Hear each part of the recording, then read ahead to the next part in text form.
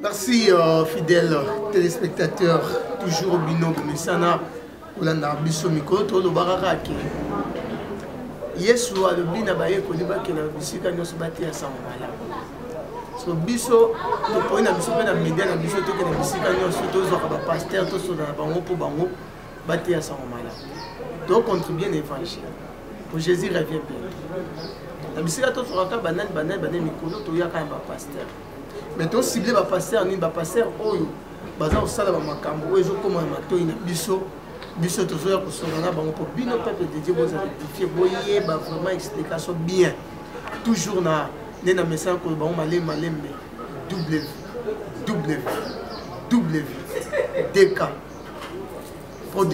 DK Pro créatif. Merci ma caméra dans une jolie copie. Ba bengi ya Shidoka Matos. Pene koto na vision latini toujours. Mais pene moi qu'est-ce que ça appelle évangéliste. Ah, toi, Nanjili, toi, l'église parfait en Christ et pas un pasteur Wilfried Ngali. Bonjour, papa. Bonjour, papa. Bengayo, pasteur, apôtre, docteur, évangéliste.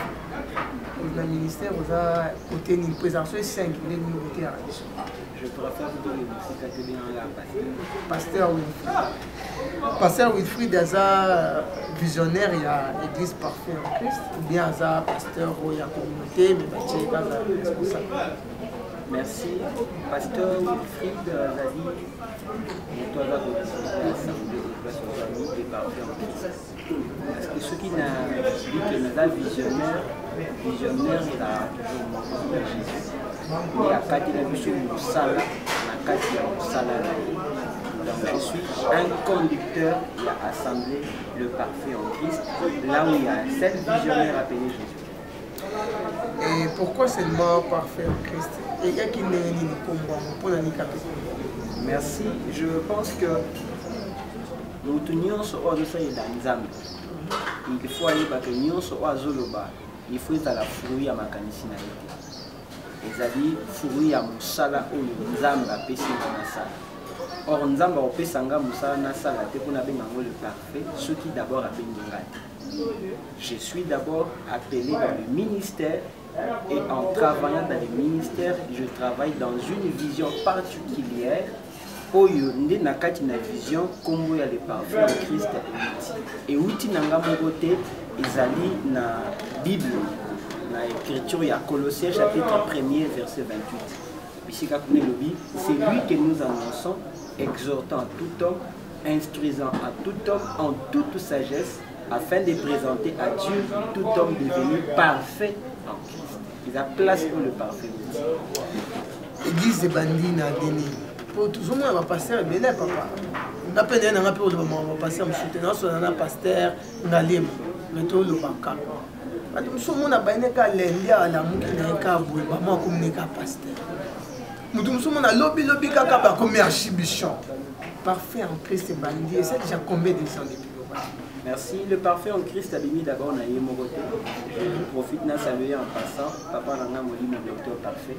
Ah, ok. Tous en a la communauté monnaie na milice Shalom. Où est banda depuis 1999. Et au salam en tant que Dieu a donné un travail à faire. Tant que papa a testé en année 2010, il est devenu en 2010. Papa n'a pas dit docteur parfait Bopé. Docteur parfait Bopé. Il y a moi dans un ministère comme l'église parfait en Christ. Docteur parfait Bopé. Parfait. Donc ça n'a rien à voir dans notre Dieu. La Bible. Donc le parfait est na kati na Bible. Donc voyez parfait ça combo ba boti na ba pesi. Donc ça biloko. Ouais, parfait église ça combo nzamba. Nza oyo e uti na yele oyo nzamba ici na kata. Pasteur Wilfried, église de Bandina à Péninkisi numéro 5, quartier 6. Les deux besoins pour le monde. Numéro 40, quartier 4. Est-ce que le déplacement ils ont touché tes ministères par rapport il y a foule au besoin de est-ce qu'effectivement ils ont quitté pourquoi le déplacement naturellement nous tous qui le wenda ka ba parents à qui au foot là à écouter na ba parents chaque jour et comme une intermittence Les appels Nengemoko, ceux qui te salissent des déplacements église, Olinga, il y aura toujours un mouvement autant que profiter de l'église. Mais Batubaya Kakakate parce que les appels bénis, mais il y a aussi une autre force spirituelle où il déplace à Kabatou et Memarabango na Kachuni. Vous allez voir dans la Bible, Jean-Baptiste a Tiki ville. Aki na kati na désert, doté ya les bateaux Tikaba ville, Tikaba ndap, bazoya na désert place. C'est que bisika o nzamba zali, peu importe le mouvement où vous connaître, bateau ba yebi valeur na mo. Ah, bino bandeko bolanda biso les partout. La France, la Norvège, partout où mais ça la Kolanda. Ce qui bisika ya ko bois kaka libanga malam. C'est bo bois kaka na musala nzambe. Pour ceux qui pasteur fruit d'azur de pam église, et déplacement tam chez ça moté. Bo ça le rôle ya papa oyo apesaka esika bakunda Jésus. Lelo famille na ye bazaka ba riche pour personne commencer touristique bat makenda kuna. Bongo yo, o bois ka mbongo wapi. Babo roka mabanga mukolo obela baroya bango bondela pona été homme de Dieu so obeli aya mami no boko miracle côté de génération en génération nana nga évangéliste était dans le bika pour visa za rappeler moi va continuer ça là pasteur Wilfried tolo banon de solo ya Ragero obi babilo mususu ba pasteur ba pesa ba thème oyo ngabo bien aimé boya to ben sibino na et le moto celle ça Ragero yo mo fa ipina Ragero et compliqué on a Ragero ni ko l'accent comme super compliqué on attend na yo Léon a profité oui bah non Ragero il a une définition là. Merci, je profite aussi na ba internet mais sur la biso pour expliquer par moi na moi c'est to béni Ragero. En fait Ragero c'est pas un thème. C'est non plus un sujet où to traiter. Mais Ragero il a dénomination en cible. Donc Ragero veut dire rassemblement de jeunes du roi. Rassemblement des jeunes du roi. Et ça il marche chaque année, et ça il marche par édition, et ça il marche. Oui, par la grâce de Dieu, Ragero a dosa les marques en édition, mais ce qui nous a mis à passer la dosa. En fait, c'est une vision de Dieu où il y a simplement qu'un animateur. Parce que nakati na Ragero ce qu'on permet de oui, je vous en prie.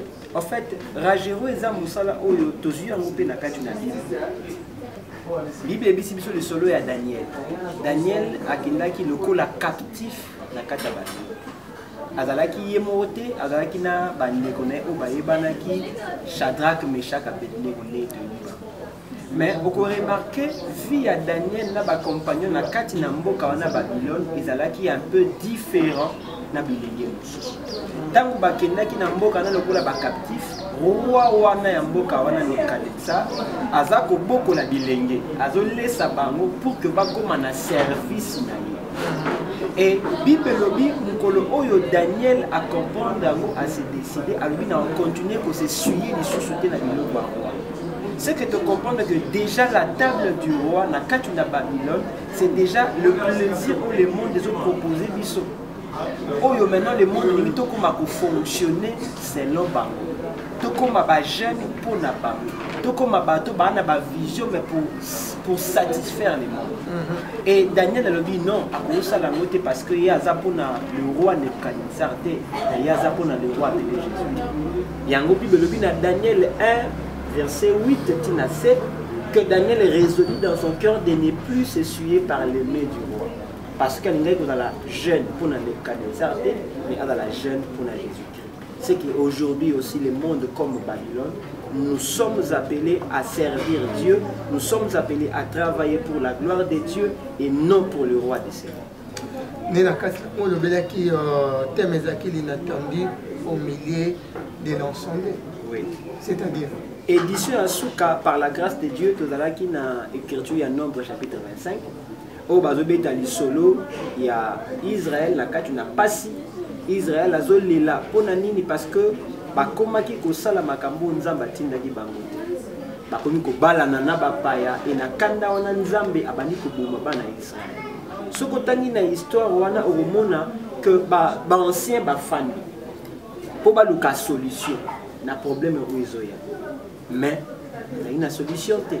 Et tant que bafandi baluka solution na misu na bango moko bampaka bamoni elenge moko ya Israël na mwasi ya bapaya oyo bazalaki kozi ya kolela mboka bazoya tango bamoni bango basali eloko te bafandi kaka wana baokontinue komona makambo wana. Mais na kati na bancien wana y avait aussi un jeune appelé Finé parce que Finé wana azalaki même pas moninga Moïse azalaki même pas moninga Éléazar. Finé azalaki lokola koko ya Moïse. Et tant que Moïse a ça les logotés, Finé comprendre que non, je suis un jeune pour satisfaire mon Seigneur Jésus. Je ne peux pas laisser le mal continuer sur ma nation. Je ne peux pas laisser le diable continuer à faire plaisir ma nation.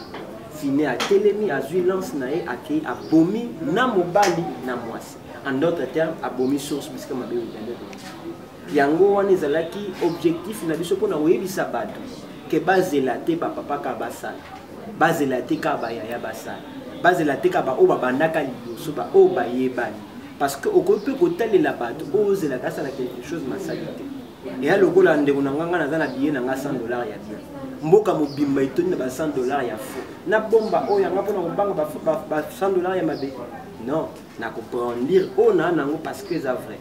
Ils appellent Nengemoro Lelo, celui de Monima Bezali, nous devons nous lever pour que tu arrêtes.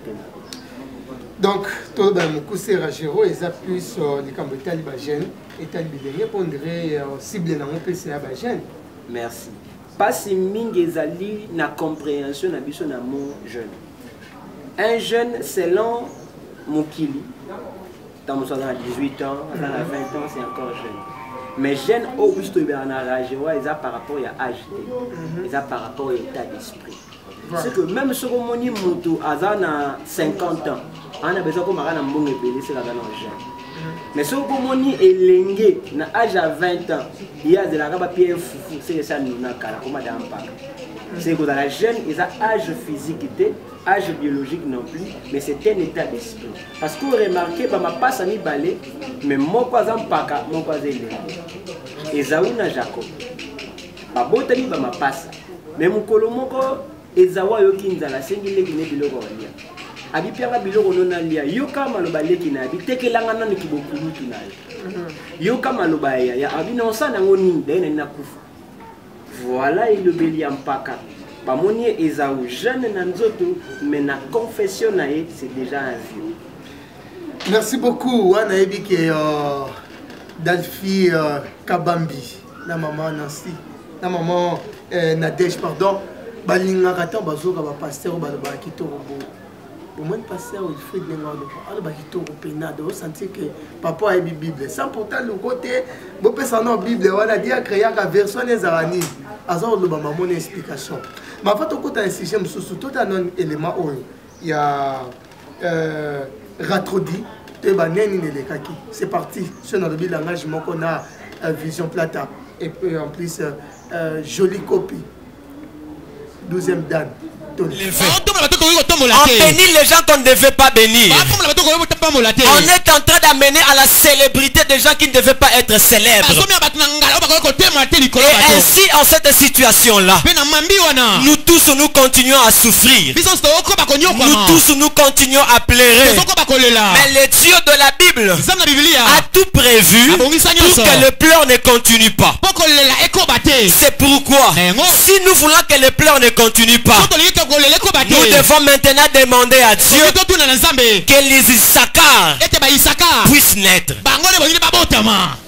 Merci beaucoup, jolie copie. Merci, Vision Plata. Toujours Eva Pene là-bas, nous sommes beaucoup belés. Soyez pour Kanisa qui est la Magui, qui est pasteur Wilfried Anna et pasteur Tetoko Sabino. Vous m'avez appelé la chair. Ah, papa, ah, on va sango, mais pour nous, qui la matière. Tout le monde est évidemment mon beau. Ça, il y a 80 ans, son explication, il y a trop dit. Au prier les drapeaux, au prier pour la drapeau. C'était ça qui dit à quoi? Merci. Tant on a aussi un emblème Yamboka, et ça comme si j'étais en face Yamboka dans mon mouvement.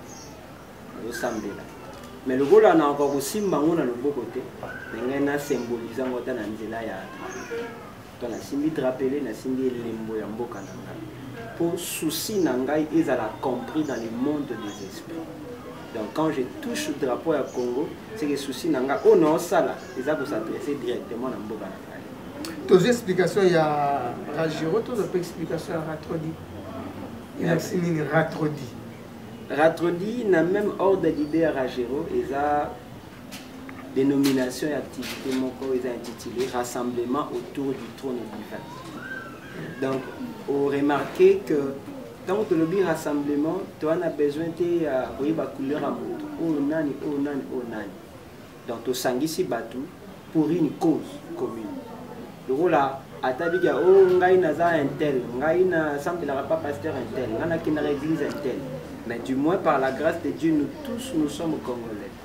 C'est que les pour na souci ya mboka na biso ningi makambo ezotambola. Tu as besoin de la confession religieuse pour la cause moko commune de tout sangani de venir rassembler. Tant au salaire ba événement ba milulu boy na simanango. Est-ce que état que pasteur au centre rappelle que la salle qui événement mo boy fouille na mo ya mo. Est-ce que ça en a fait mo boy peut-être rose attend moko to mi parler. Ba avantage ba désavantage peut-être. Merci, je pourrais dire ceci. Quand je fais un travail de la part de Dieu, Fouroui Nangoueza d'abord, Namoni Lokwane s'est concrétisé. Pour Isa Ngazeza. Isa Moka Bilembo pour Yeba que Loko na Sali, Isa Bilembo Natina Kinasa. Parce que quand on a des locaux, nous collons un peu de bandi Beta Bandé Bandé Tisuka. Donc, tant qu'on a mon Lokwane Salami, la première des choses est comprendre que Isa Yanzam. Mais Yami Balé, tant qu'on a un salango, il faut d'abord, avant que réponse est ailleurs, il faut d'abord ressentir réponse et pas dans l'amour. Si tu ne ressens jamais la paix intérieure par rapport à ce que tu as fait de la part de Dieu, c'est que tu n'as pas accompli comme il faut. Parce que, Yebango, même Jésus, aussi longtemps dans la matinée, coulou sous terre ou dans la tranquillité. Il faut ça la nuance à créer des voies et moyens pour que Matane Koulous a accompli le travail majeur. Et ainsi, dans la tranquillité. Et la tranquillité, cette paix intérieure, est mon élément capital pour comprendre que le travail que je fais était vraiment une réponse de la part de Dieu. Nassi Manango, pasteur, il y a peine, Bisiko Yozo est vrai, c'est-à-dire aux hommes évangile. Bisiko est vrai, Balobani. Est-ce que pasteur. Je félicite le pasteur, on me dit que parce que si la mine tout tamboli,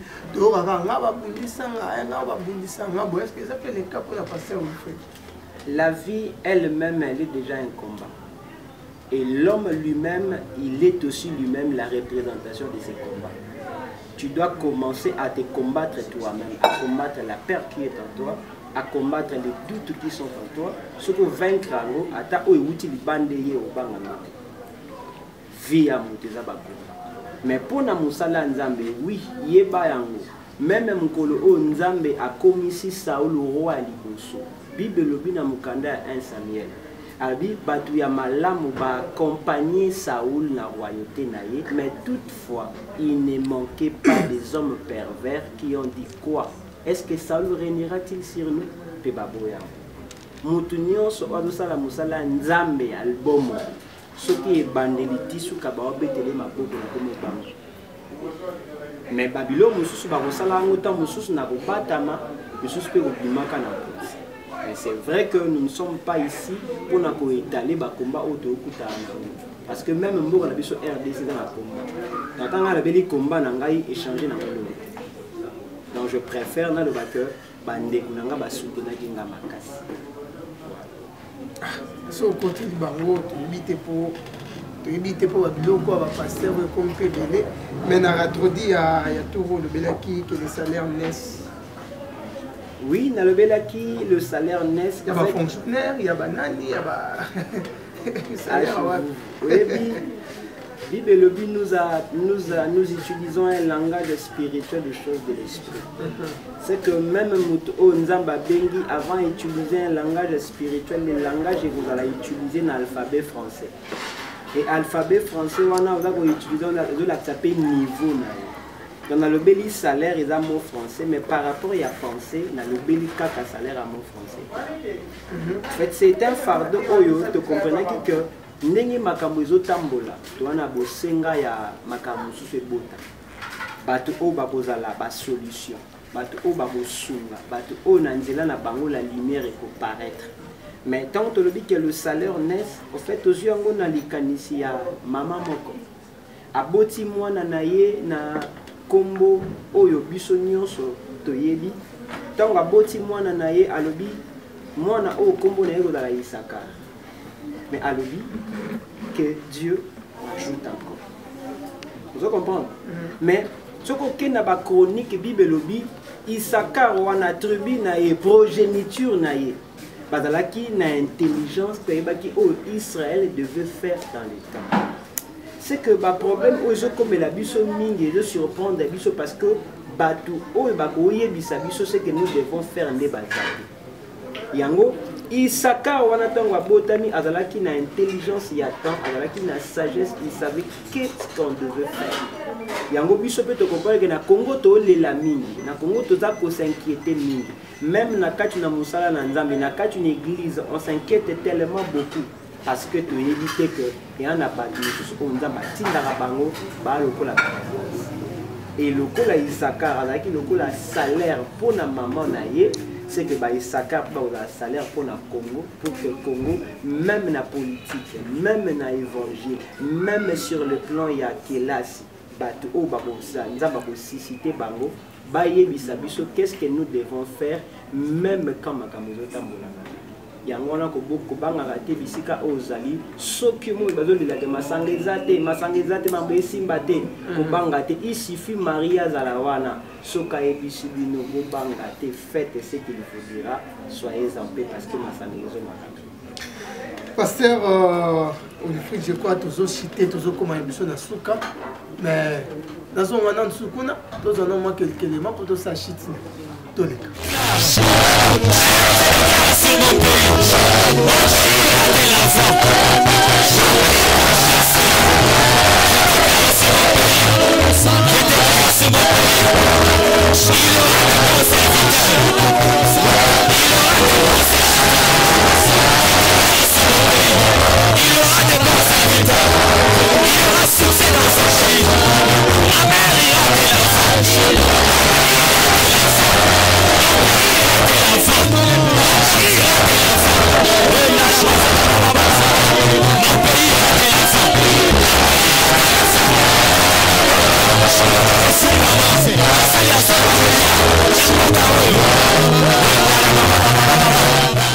Tozara toujours l'église parfait en Christ.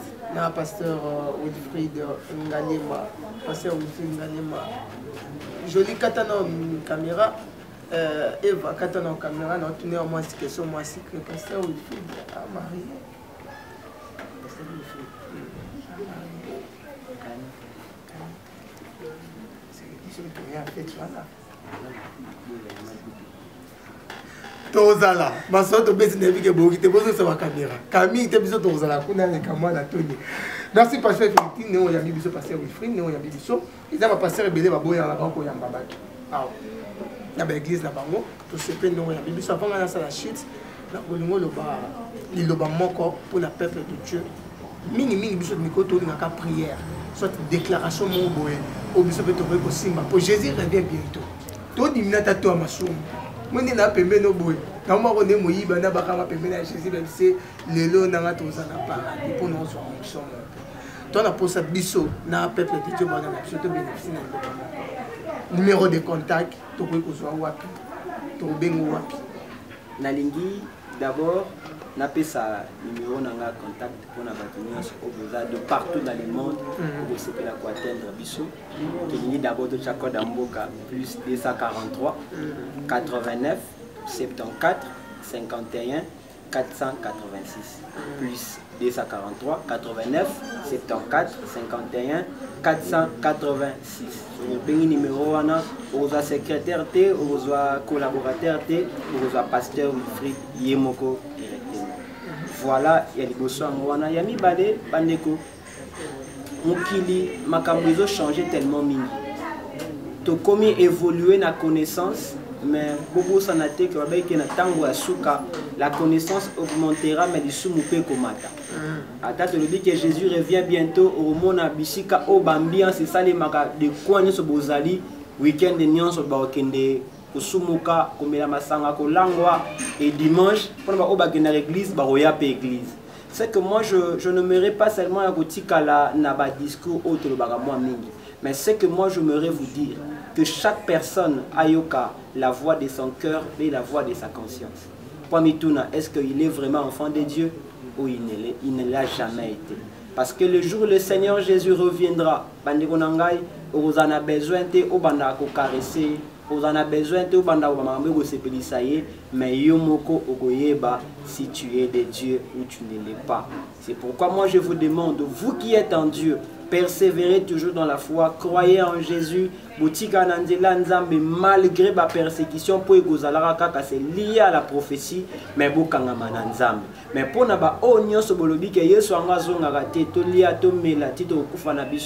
je vous l'ai dit, ma soeur, mon frère, que un jour le Seigneur Jésus reviendra, payer bango go rendre compte na souffle de vie on nzamba pesayo, pe bomoy on nzamba pesayo. Tu n'as jamais encore vécu un jugement, mais laisse-moi te le dire, avec le temps, tu seras témoin. Mais au lieu d'être témoin, moi je te donne un conseil, que Lukatos à la témoin, Luko s'est rangé dans l'envoi Yesu, omi bikela nayo, parce que mon jugement est roya et vous a passé. Voilà ma petite contribution, que le Seigneur vous bénisse. Merci beaucoup. Naïpe nazo omi bikela nanga. Abisigane la rabino kako artiste intel de micro na yena na ba pasteur azo mibiki na lobby et pas ya Dalfi Kabambi racine principale ya madame Nadège bino bobo sunga nga kuna na côté ya ba mindele kuna passer Wilfried ya pesi numéro so ibubengie usadata moi lokasala ndenge za na passer Wilfried ba sala etonga na nzambe nzamba pambola bino ngai petanga ya prière na nzamba pambola mais ya passer Wilfried eleke kokanate pourquoi pas Sylvie Mouyeke motema ya Plata Vision ozwi numéro tinda pe moi crédit musana nzambe tango benga batu mususu wa prier pour na bango nzambe pa pambola tolo bela susu mama Ornella Agito na Norvège maman tozakaka passer Wilfried sauf on a antenne ba papa c'est pas le bien numéro on a apprécie bon on a biso toujours na www.dk